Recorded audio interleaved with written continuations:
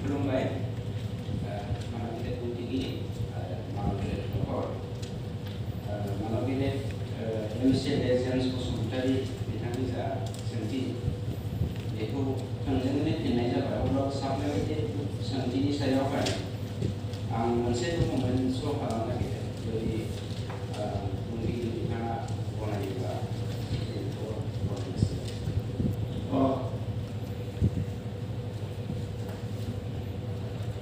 गासै बुंना मा दं बे डकुमेन्टसआव गासैबो मिथिजोबदों।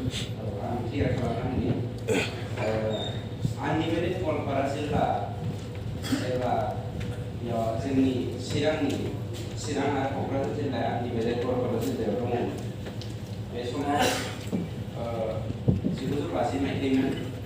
50 मायथाइनि सिगांनिफ्रायनो जेब्ला जेम्स बिथाङा खोब मोजाङै मिथिगौ भारत हादरा उदांस्रि जानायनि सिगांनो 1945 मायथाइनिफ्रायनो रानिजरा गामिया जोनोम जादों। बावहाय होनाय डकुमेन्ट्स बायदि बेनिफ्राय फरेस्ट डिपार्टमेन्टआ बे गामिखौ 1950 मायथाइनि 21/1/1950 आवहाय बिथांमोननो थानो थाखाय पर्तुगाल डिभिजन होदों। बे समाव आनडिभाइडेड गवालपारा जिल्लायावहाय चिरां डिभिजन नङामोन, पर्तुगाल डिभिजन खिन्थु ब्लकआ चिरां ब्लकमोन फरेस्ट।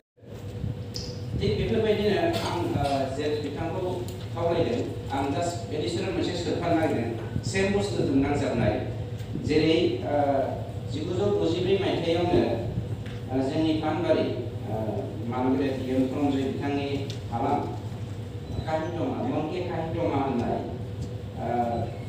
बेवहाय 750 नखर दं। टटेल पपुलेसन 3750। बियो 1964 आवनो मियादि पाट्टा हा। बेनिफ्राय आरो मोनसे दंबावो मानेस्रि होननाय 431 families population 2886 including Rangichora which is mentioned right now 212 household population 965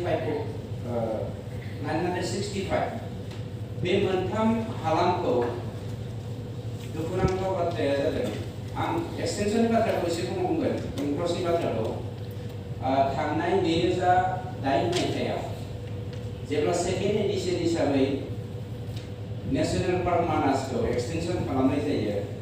previously it was 500 square kilometre. Next